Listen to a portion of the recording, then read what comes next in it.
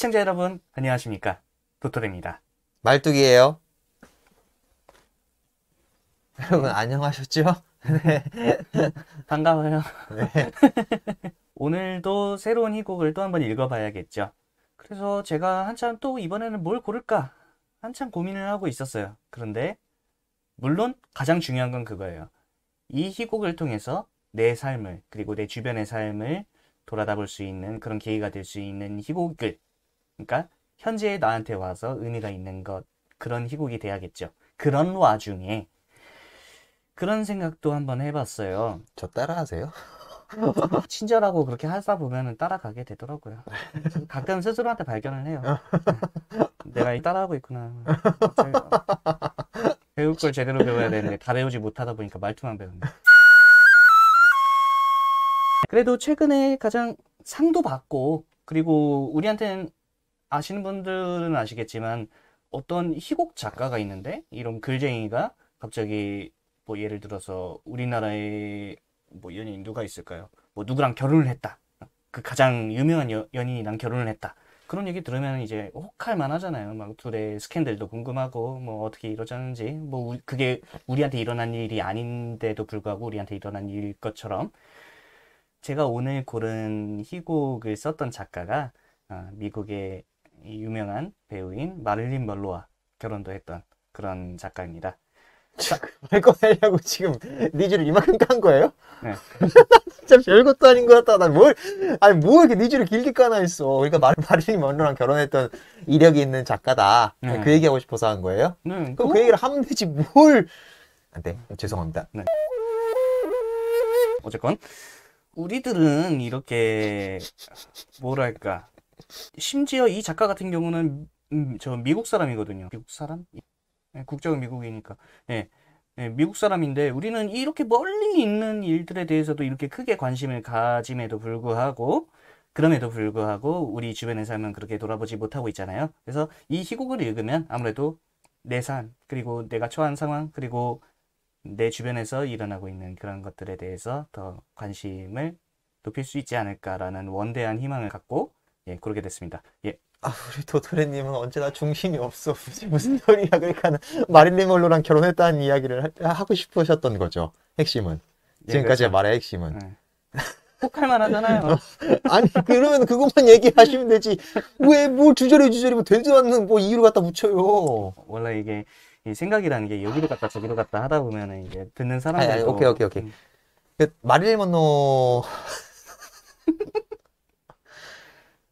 여러분 제가 오해하실까봐 한 가지 그냥 정보를 수정해드리자면, 그러니까 물론 뭐 마릴린 먼로가 더 친숙하고 더 요즘까지 이제 되게 많이 언급이 되고, 심지어 거기까지 알고 계신 분도 있을 거예요. 뭐 아서 밀러가 마릴린 먼로를 가정폭력처럼 막 이렇게 대해가지고 희생당한 여성, 뭐 이런 정보로 갖고 계신 분도 있으실 거잖아요. 근데 그 정보는 제가 좀 수정해드리고 싶은데, 마릴린 먼로가 마릴린 먼로도 3번 결혼한 건 알고 계시죠? 아서 밀러도 3번 결혼했어요. 그러니까는 여러분들 할리우드 스타 이러면은 막 이혼 뭐 하고 뭐 얘랑 결혼했다는데 이혼하고 또 얘랑 결혼했어, 이런 거 엄청 많잖아요. 그런 가십들. 그러니까는 뭐 그런 와중에 각자의 입장에서 놓고 본다면은 스토리를 써야 되니까 그 상대편을 나쁘게 이야기하는, 혹은 나쁘게 부각시킬 수 있는 정보들, 이런 것들이 막 넘쳐나다 보니까는 이걸 균형감 있게 받아들이기 쉽지는 않거든요. 근데 제가 또 아서 밀러 편이라서가 아니라, 저는 어떤 예술가들을 바라볼 때 그 예술가들의 개인사는 최대한 배제하고 보거든요. 그들이 이뤄낸 예술적 성취에서 얻어낼 수 있는 의미를 찾는 게 더, 뭐랄까, 우리들한테 정신건강에 이롭지.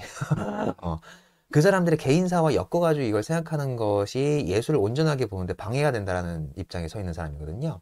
그래서 그냥 정보를 좀 더 드리자고 한다면, 아서 밀러와 멀로의 결혼이 그렇게 순탄치 않았던 건 맞습니다.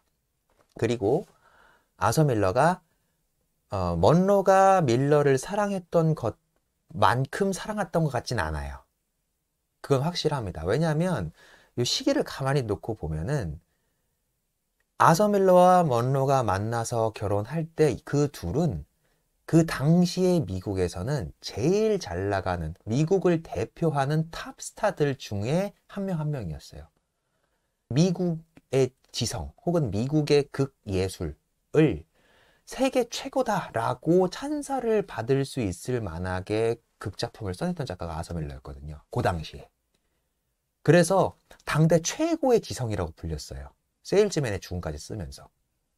그러면서 어마어마하게 이것이 우리 미국이야 이렇게 미국의 국뽕을 막 갖다 줄 수 있을 정도로 미국인들한테 그런 애국심 혹은 그러한 어떤 양심 이런 것들을 막 고취시키는 역할로서 아서 밀러가 어마어마한 상징이었다고요. 문인 예술가 이쪽 계열에서. 플러스 먼로는 뭐 누구나 다 알고 계시죠? 그 당시 미국을 뿐만이 아니라 전 세계 섹스 심벌이었잖아요. 그러니까는 미국이 정말 미국은 세계 최강 뭐 이러면서 뭐 미국이 슈퍼맨 뭐 이런 상징을 대변하는 남성 쪽에서는 아서 밀러, 여성 쪽에서는 마릴린 먼로. 이래가지고 세간에 어마어마한 집중을 받던 두 스타였어요. 그 두 스타가 만나서 결혼을 한 거였는데 하필 먼로는 이 전에 두 결혼이 다 불운했어요. 물론 그렇다고 밀러라고 해서 밀러가 뭐 어마어마하게 뭐 결혼해서 뭐 행복했던 건 아닙니다만 상대적으로. 그리고 뉴스가 먼로께 훨씬 많이 날 거 아니에요. 그러니까 또 먼로는 그 전에 결혼했던 그 야구 선수 있잖아요. 그 야구 선수가 가정 폭력을 저질렀던 거잖아요. 그 야구 선수가 먼로를 그렇게 팼대잖아요. 그래가지고 이혼한 거였거든요. 그리고 첫 번째 결혼은 먼로가 고아원에 들어가지 않기 위해서 그냥 계약 결혼 같이 했던 거였어요. 자기의 어떤 부양자 혹은 자기의 가족 이런 거를 꾸려놓지 않은 상태에서는 억지로 막 고아원에 집어넣으려는 그런 사회 분위기 속에 살고 있었거든요. 그러니까는 얘가 고아원에 가기 싫어가지고 그래가지고 결혼했던 거라서 전에 두 결혼이 다 불행했잖아요, 먼로는. 그래가지고 이제 최고의 스타가 등극해서 있는데 그 당시에 마침 이혼하고 나서 밀러를 만나게 됐고 밀러는 세계 최강에도 지성미가 넘치잖아요. 그래가지고 먼로가 이렇게 파스칙한 게 있었던 거죠. 그래서 밀러랑 결혼했던 건데 먼로의 어떤 그 일대기 적어놓은 전기 같은 것들이 있어요. 그걸 소설화한 뭐 조이스 캐럴 오츠의 블론드 같은 게 먼로의 삶을 자전적 소설로 옮긴 소설이거든요.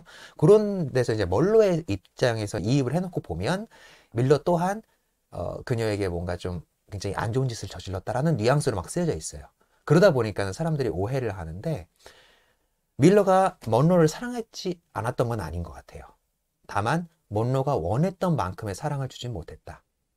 한편으로 그 먼로의 입장에서 이것을 바라보는 사람들 입장에서는 밀러는 먼로를 사랑한 게 아니다. 그냥 물건처럼 대했다. 장식품처럼 대했다는 거예요. 뭐 폭력이나 뭐 이런 걸 저지른 건 아니지만 사랑해주지 않았다. 하나의 인격체로 되어주지 않았다. 뭐 이러한 글귀들이 많다 보니까 그래서 밀러한테 그런 오명이 좀 쓰여져 있는 게 아닌가 싶어요. 그냥 제가 보기에는 그냥 당대 최고의 스타 두 명이 만나가지고 막상 결혼을 해놓고 봤지만 그게 그렇게 크게 행복하진 않았다 정도로 그냥 정리하면 될 것 같아요. 결혼 생활이 6년밖에 지속이 안 됐거든요. 그리고 또 왜 이런 나쁜 소문이 막 가서 들러붙었냐면 6년 결혼 생활하고 이혼한 다음에 그 다음에 먼로가 바로 죽거든요. 그러다 보니까는 그때 당시에 막 찌라시 기사들이나 뭐 유추하는 사람들이나 이런 사람들이 막 써낸 거예요. 밀러가 못할 짓을 저질러가지고 이 먼로가 자살을 선택한 거 아니겠느냐 막 이런 글들이 막 넘쳐나다 보니까 생긴 의문이고 심지어 거기에 대해서 밀러는 먼로에게 어떤 죄의식 같은 게 있기 때문에 그러한 의문이나 의혹이 막 증폭되는 와중에서도 아무 말도 하지 않았습니다. 심지어 먼로랑 이혼하고 나서 몇 년 뒤에 마지막 부인인 잉게모라스랑 결혼하고 나서는 밀러는 잉게모라스랑 이혼하지 않고 돌아가실 때까지 끝까지 해로하고 잘 사셨거든요. 4, 50년을 같이 살았는데 그거는 인터넷에 있더라고요. 70년대인가 80년대인가 이제 먼로에 대해서 기자가 밀러한테 이제 묻는 인터뷰 영상이 있어요. 거기서 보고 나면 거기서도 거의 대답을 안 하려고 해요. 그러니까 해명을 하려고 하지도 않고 내용을 고치려고 하지도 않아요. 그러다 보니까는 이 의혹이 더 막 증폭되는 거죠. 그런데 이제 글쎄요, 뭐 없는 얘기를 갖다 제가 붙일 수는 없는 일이고 또 굉장히 안타까운 일이었지만 아무튼 그렇습니다. 네.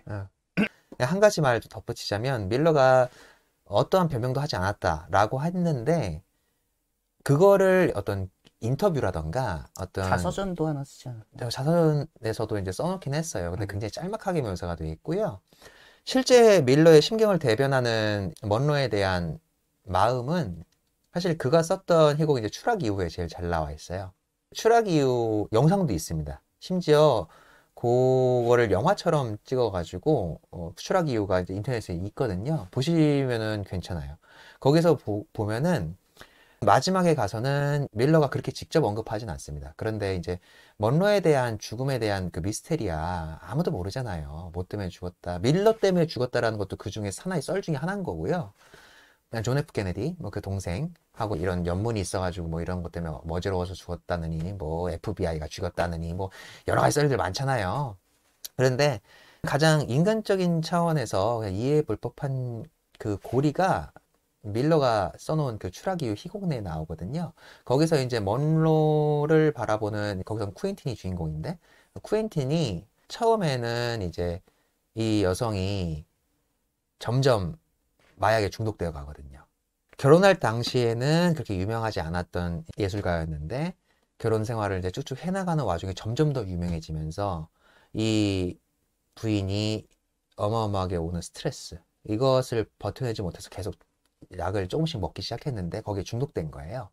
그래가지고 처음에는 이제 이 남편 입장인 쿠엔틴도 끊으라고 먹으면 안 된다고 이렇게 하지만 말리려고 해도 계속 말 안 듣고 계속 먹으면서 끊임없이 망가져가는 그 여인을 이 남편도 도중에 지쳐버려가지고 지친 상태에서 하염없이 바라보는 이런 장면들이 있거든요.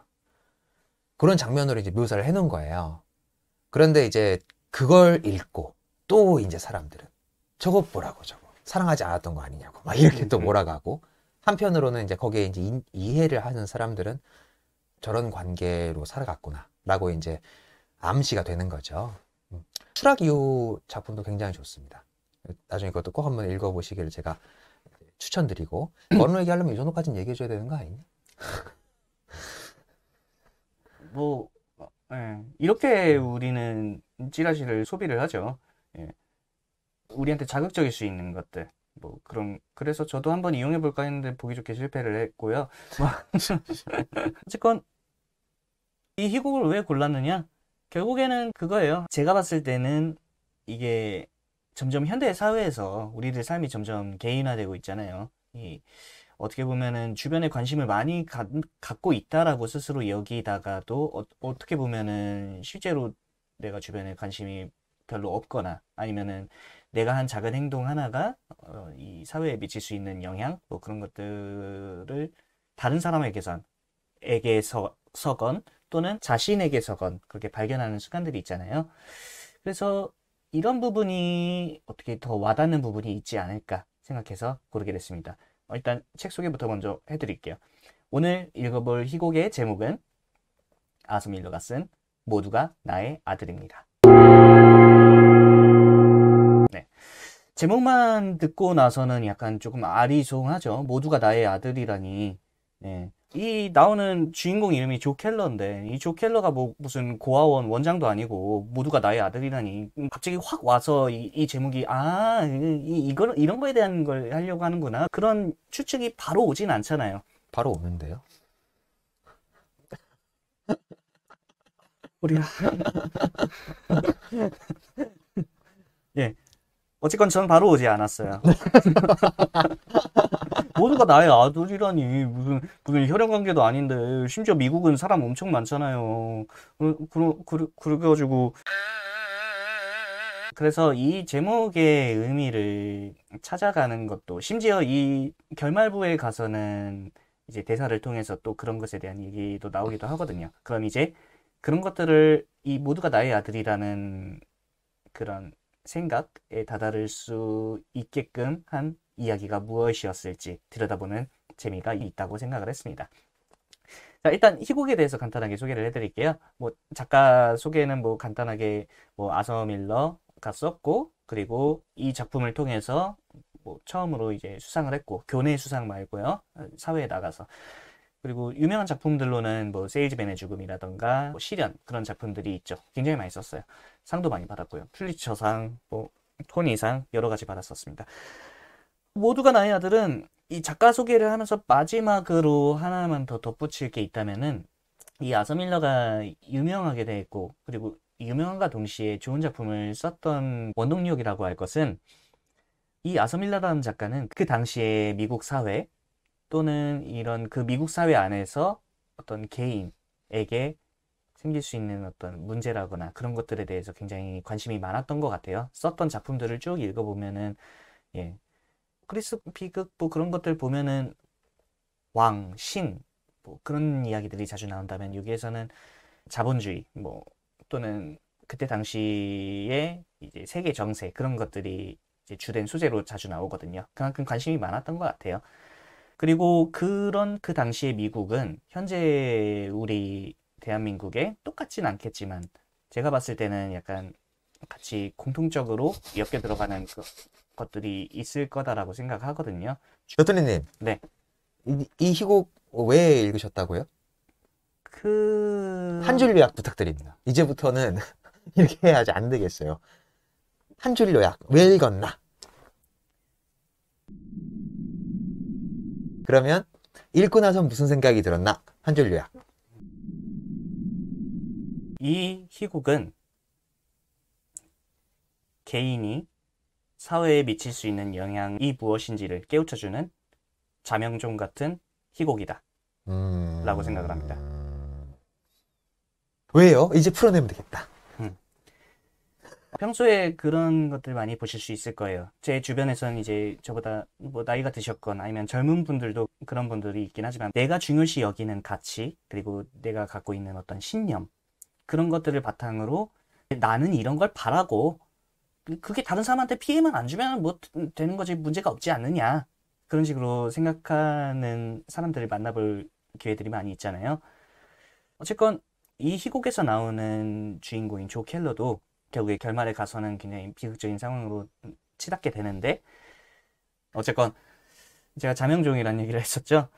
이 이야기를 우리가 봤을 때 공감하면서 봤을 때 결국에는 이제 나도 이런 식으로 생각했던 게 아닐까 또는 나도 그러고 있던 게 아닐까 라는 것을 일깨워줄 수 있는 그런 희곡이지 않을까. 고생하셨습니다. 네. 사실 아서밀러 작품은 제가 보기에는 거의 모든 작품이 거의 추천작이에요.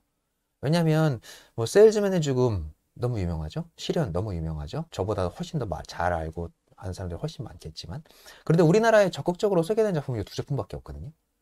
이 두 작품 이외의 작품들이 잘 소개가 안 돼요. 물론 소개하시려고 노력하시는 수많은 학자분들이 있으세요. 저도 그런 학자분들의 도움을 받아가지고 지금 이렇게 많은 정보를 취합하고 있는 거지만 저는 아서밀러의 희곡 작품을 웬만하면 거의 다 봤거든요.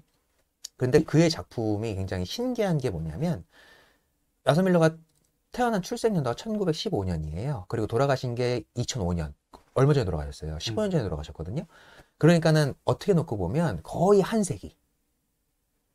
1900년대 한 세기 미국을 그대로 살고 가신 분이고요.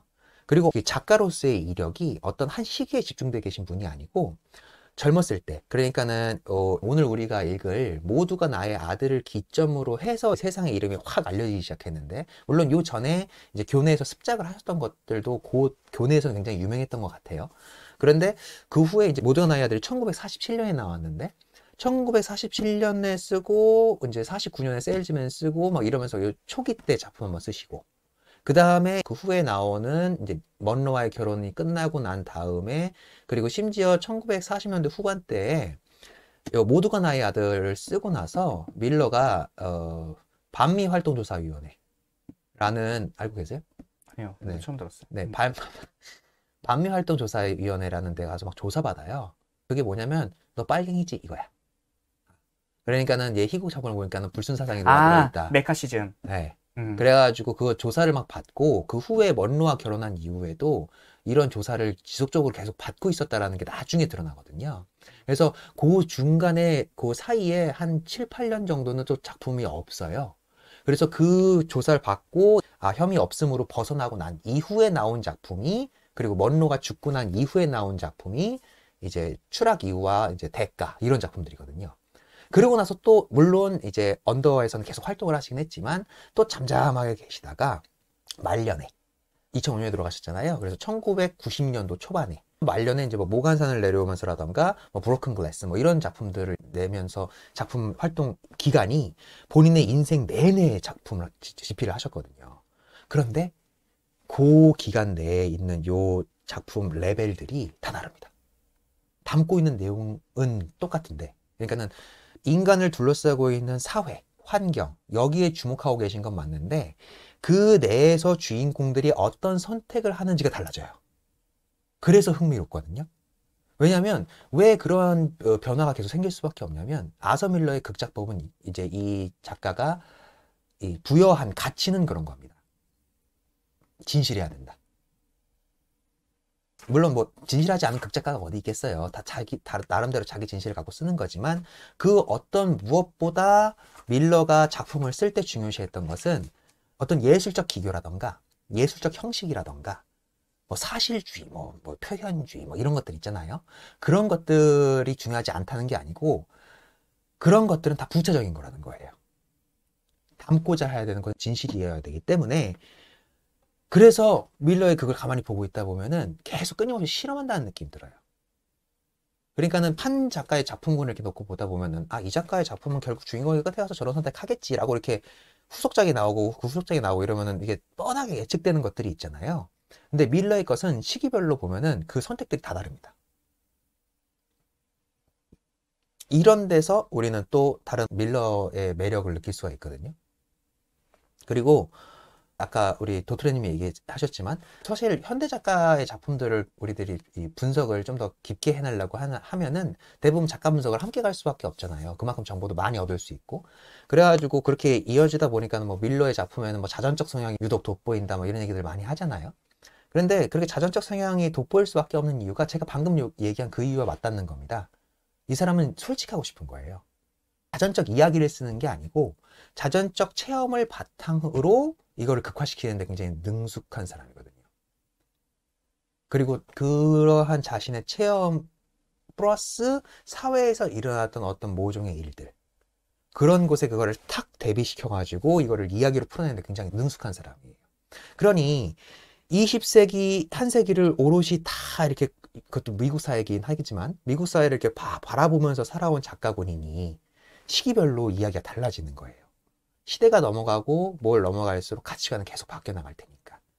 밀러가 관심 있는 건 그렇게 인간을 둘러싼 그 환경, 사회 안에서 인간이 어떤 것을 위해서 투쟁하는가. 여기에 관심이 있었던 작가거든요. 그래서 초창기 작품들은 당연히 그때 당시에 있었던 미국의 경제대공황, 그리고 2차 세계대전 참전. 요때에 미국을 지배했던 어떤 이데올로기, 테마, 이런 것에서 희생당하는 인물군들을 찾아낼 수밖에 없었겠죠.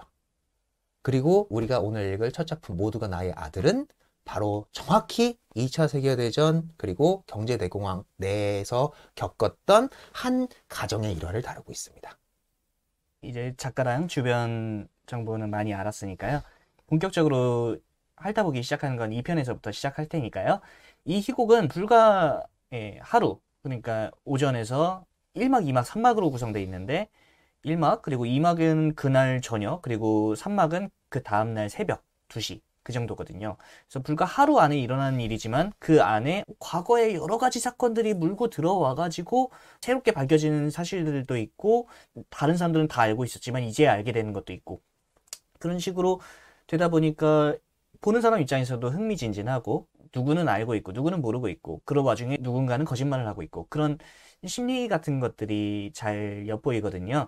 그래서 그런 재미들이 있으실 텐데 일단 이건 읽으면서 바로 아실 수도 있는 내용인데 보시다 보면은 조금 헷갈리실 때가 있어요. 많은 인물들이 나오는 그런 드라마는 아니지만 이 사람이 누구였다고? 그냥 갑자기 이름을 불러버리니까 갑자기 헷갈릴 때가 있거든요. 그래서 도레님만 헷갈리시는 건 아니고요.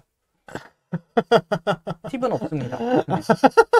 그냥 읽으시면 돼요. 쉽게 읽혀요. 네, 세줄 요약 부탁드립니다. 네. 간단하게 세 줄 요약하면은 켈러 가족의 크리스 켈러가 앤 디버와 결혼을 하기 위해 이 집에 앤을 초대합니다.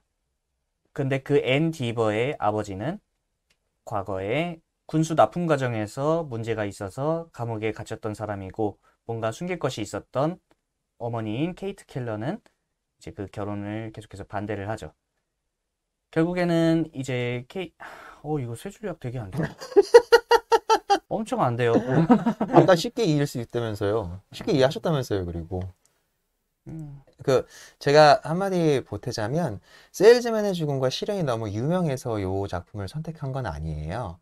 그런데 제가 이 작품을 굳이 고른 이유는 이런 생각을 좀 해보시면 좋겠어요. 물론 세일즈맨의 죽음에서도 이 테마는 동일하게 반복되긴 합니다만 그 테마가 더 짙게 드러나거든요. 어떤 테마냐? 아버지 세대와 아들 세대 간의 갈등. 요게 주제예요. 아버지 세대와 세대 간의 갈등이 세일즈맨의 죽음에서는 잘 드러나긴 하지만 아버지 세대를 동정하는 느낌의 그걸 흘러가거든요. 나쁘다는 얘기가 아니에요. 아버지 세대에 대해서 충분히 변론을 해줘요. 세일즈맨의 죽음에선. 그런데 그것보다도 초기에 쓰여진 요 모두가 나의 아들은 아버지 세대를 그렇게 동정하지 않습니다. 그러니까 더 열혈이 느껴져요.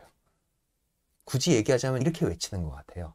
세일즈맨의 죽음에서는 아버지 세대 때문에 내가 망한 거예요 라고 외치지만 아버지 세대는 그럴 수밖에 없었다 라는 맥락의 에피소드들이 더 많이 들어가 있는 반면에 요 모두가 나의 아들은 아버지 세대 때문에 우리 세대가 이런 거예요 라고 외치면은 내가 뭘 잘못했는데 이렇게 나와요. 아버지 세대가.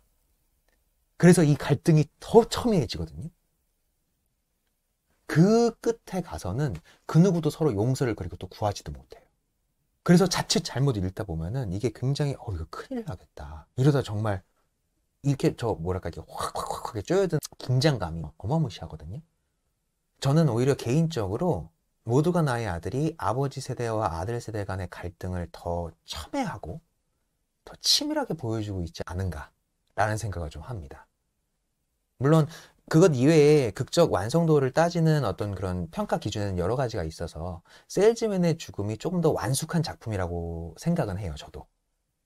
그런데 단순히 메시지만 놓고 본다면 이 모두가 나의 아들이 훨씬 더 직접적이고 그리고 이해하기 편하면서 그리고 영원히 화해할 수 없는 아버지 세대와 아들 세대 간의 갈등 같은 게 느껴지거든요. 그래서 이 작품을 시작으로 해서 아서 밀러를 한번 종합적으로 이해를 해보고 만약에 이후에 우리가 다룰 수가 있다면 아서 밀러의 다른 작품들도 다루면서 연계해서 이어보면은 더 이 아서 밀러의 극적 세계관을 더 쉽고 더 고루고루 편견 없이 받아들일 수 있지 않을까라는 입장에서 모두가 나의 아들을 선택했습니다. 제가 재밌게 풀어내 보도록 하겠습니다. 그럼 2편에서 다시 만나 뵙는 걸로 하도록 하겠습니다. 감사합니다.